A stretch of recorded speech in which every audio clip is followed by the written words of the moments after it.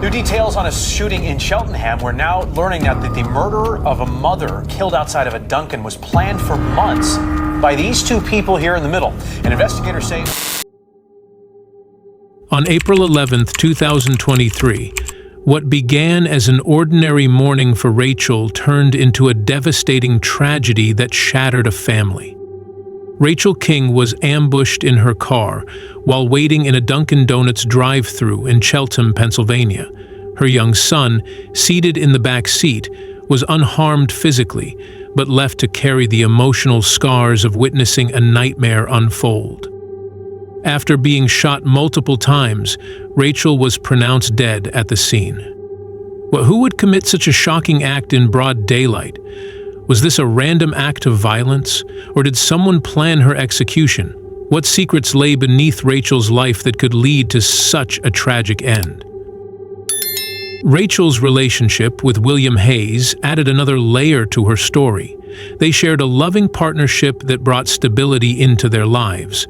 However, this relationship also became complicated due to external factors. William had previously been involved with Julie Jean, which introduced tension into Rachel's life. Despite this challenge, Rachel remained focused on her family and career. The relationship between Rachel King, William Hayes, and Julie Jean became a love triangle. William had been with Rachel for a long time, but his affair with Julie Jean made everything more complicated. William and Julie started seeing each other secretly, and when Rachel found out, it caused many problems in her relationship with William. After spending some time apart, Rachel and William decided to get back together and try to fix things. Julie Jean struggled to accept the end of her romance with Hayes. Despite their breakup, she continued contacting him frequently through calls and messages. Her behavior escalated into persistent harassment as she sought to remain part of his life, despite his evident desire to move on. This relentless pursuit not only affected Hayes, but also put Rachel in an uncomfortable position. Jean's actions became increasingly intrusive, leading her to contact Rachel directly, asking about her relationship with Hayes. The situation reached a breaking point when Hayes decided he could no longer tolerate the behavior. In December 2022, he filed for a protection from abuse order against her. This legal step was intended to shield himself and Rachel from Jean's unwanted attention. However, instead of deterring Jean, this order seemed to fuel her anger and jealousy further. She felt rejected and vengeful toward Rachel, whom she saw as the obstacle to rekindling her relationship with Hayes. In the following months, Jean's jealousy grows into a dangerous obsession. She began plotting against Rachel in secret. Around mid-February 2023, Jean reached out to Zaki al-Hakim, a man connected to her through family ties. Al-Hakim was related to the father of Jean's children and became an unwitting accomplice in her plans. Their communication quickly turned from casual conversation to discussions about carrying out a scheme against Rachel.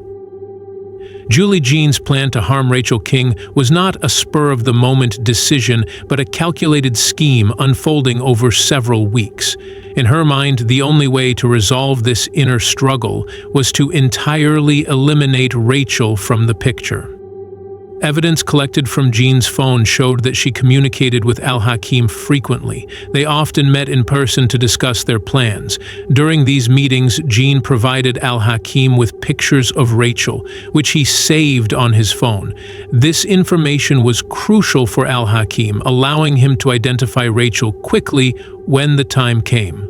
They also exchanged screenshots of Google Maps that pinpointed Rachel's apartment, demonstrating how meticulously they planned the act. The next step in their plan involved acquiring a vehicle that would be used during the attack. In March 2023, just weeks before the tragic event, Jean purchased a Mercury Sable from a dealership in Philadelphia. This car would become Al-Hakim's getaway vehicle on the day of the incident. The choice of this particular vehicle was significant.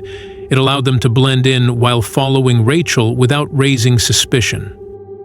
Surveillance footage later revealed that this Mercury Sable was seen near Rachel's home multiple times until April 11th.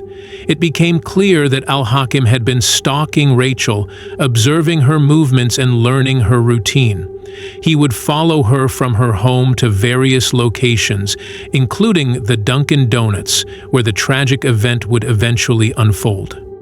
On April 11, 2023, Rachel planned to take her son Jalen to his violin lesson before school. After getting ready, Rachel and Jalen hopped into Rachel's Ford Edge SUV. They decided to stop at their local Dunkin' Donuts for a quick breakfast before heading to the lesson. They arrived at Dunkin' Donuts in the Melrose Shopping Center around 7:30 a.m. Rachel pulled into the drive-thru lane, unaware that danger lurked moments away. At that same time, Zaki Al-Hakim was nearby.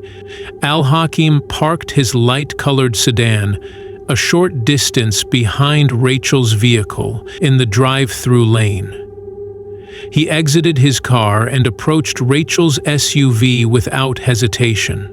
Al-Hakim walked up to the driver's side window and opened fire without saying a word. He shot Rachel multiple times through the window, while Jalen sat in the back seat, completely unaware of what was happening until it was too late. The sound of gunfire shattered the morning calm, leaving Jalen in a state of confusion and horror as he witnessed his mother being attacked. After firing several shots, Al-Hakim quickly returned to his vehicle and fled the scene, driving eastbound on Cheltenham Avenue. Emergency responders arrived at the scene shortly after receiving calls about the shooting. They found Rachel slumped over in her seat behind the wheel of her SUV. Despite their best efforts to save her life, Rachel King was pronounced dead shortly after being found. The tragedy unfolded in front of her young son, who remained physically unharmed, but deeply affected by the loss of his mother. In the days following this tragic event, investigators worked tirelessly to piece together what happened. They quickly identified Al-Hakim as the shooter and began searching for both him and Jean. The impact of this event rippled through the community as friends, family, and colleagues struggled to come to terms with such a senseless act. Following the tragic shooting of Rachel King, law enforcement quickly mobilized to investigate the crime. Detectives arrived at the Dunkin' Donuts drive-thru and began piecing together what had happened. Detectives collected evidence, including 6 spent shell casings found on the ground near Rachel's vehicle. This crucial evidence would later help link the crime to the suspects. Surveillance footage from Dunkin' Donuts provided vital information. It showed Rachel's SUV in the drive-thru lane and captured Al-Hakim's light-colored sedan parked nearby moments before the shooting. The video depicted Al-Hakim exiting his vehicle and approaching Rachel's car, where he opened fire without hesitation. In addition to the video, detectives analyzed cell phone data that revealed communication between Jean and Al-Hakim. They discovered that Jean had deleted 787 text messages just minutes before being questioned by police. However, investigators were able to recover many of these messages, which included conversations about their plan to harm Rachel. One significant message sent by Jean to Al-Hakim shortly before the attack was a payment through Cash App, accompanied by an emoji suggesting urgency and secrecy. Investigators also found images of Rachel on Al-Hakim's phone and a screenshot of a Google map showing her apartment complex. This evidence indicated that they had been stalking Rachel for weeks, gathering information on her daily routine and movements. The investigation quickly identified Julie, Jean, and Zaki Al-Hakim as the main suspects in this planned attack. On April 26, 2023, more than 2 weeks after the shooting, authorities arrested both individuals. Al-Hakim was apprehended after crashing into a fence while trying to evade police in Philadelphia. He was already wanted in connection with another homicide that occurred days before Rachel's shooting. During interviews with detectives, Al-Hakim initially denied being involved in Rachel's murder and claimed he was selling drugs at the time of the shooting. However, physical evidence and digital footprints contradicted his statements. The shell casings recovered from both crime scenes matched bullets fired from a privately built ghost gun, which investigators linked back to Al-Hakim. Julie Jean was also arrested and charged with first-degree murder and conspiracy. She denied any involvement in Rachel's death during her interrogation, but could not escape the mounting evidence against her. Prosecutors described Jean as the mastermind behind the plot, driven by jealousy over her past relationship with William Hayes. Both were accused of planning and carrying out the attack on Rachel King. The trial began on a Monday in November 2024, almost a year after Rachel's tragic death. The courtroom was packed with family, friends, and community members who came to support Rachel's family and see the trial unfold.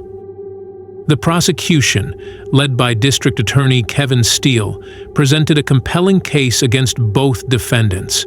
They outlined how Jean had plotted with Al-Hakim to kill Rachel out of jealousy after her relationship with William Hayes ended.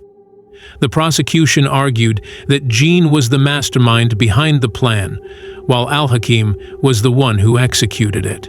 They explained that the two had spent weeks planning the ambush, gathering information about Rachel's routines, and even purchasing the vehicle used in the crime.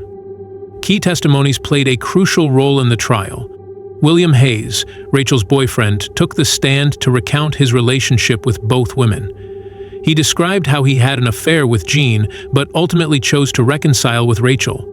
Hayes testified about the harassment he faced from Jean after their breakup, including receiving numerous calls and texts from her. He also explained that he had to file a protection from abuse order against her due to her persistent behavior. The defense teams for both Al-Hakim and Jean attempted to challenge the prosecution's case. They argued that there was insufficient direct evidence linking their clients to the crime. Jean's attorney tried to distance her from Al-Hakim, suggesting she did not fully understand his actions or intentions. They questioned whether Hayes had indeed ended his relationship with Jean before she reached out to Al-Hakim. On November 14, 2024, the jury reached a verdict against Zaki Al-Hakim and Julie Jean. Following the verdict, the judge proceeded to the sentencing phase. Both Al-Hakim and Jean were sentenced to life in prison without the possibility of parole. Rachel's impact on her community was profound. Friends and neighbors admired her kindness and dedication not only as a teacher, but also as a friend and neighbor. Rachel's father, Alan King Jr., shared his grief during a press conference following the sentencing. People have asked if you knew the how, the why, the whens. You know, how important is that to you? And I've told them it really isn't that important because it doesn't change the outcome. His words resonated with many who understood that no sentence could fill the void left by Rachel's absence. Jalen's well-being became a priority for Rachel's family after her death. Following the sentence, they explained to him what had happened in court. Jalen reportedly smiled when he learned that those responsible for his mother's death would face consequences for their actions. He felt better knowing they would not be able to harm anyone else. The tragic story of Rachel King highlights a broader issue that continues to plague society. Her story is not just about loss, it is a call to action for everyone to stand against violence in all its forms.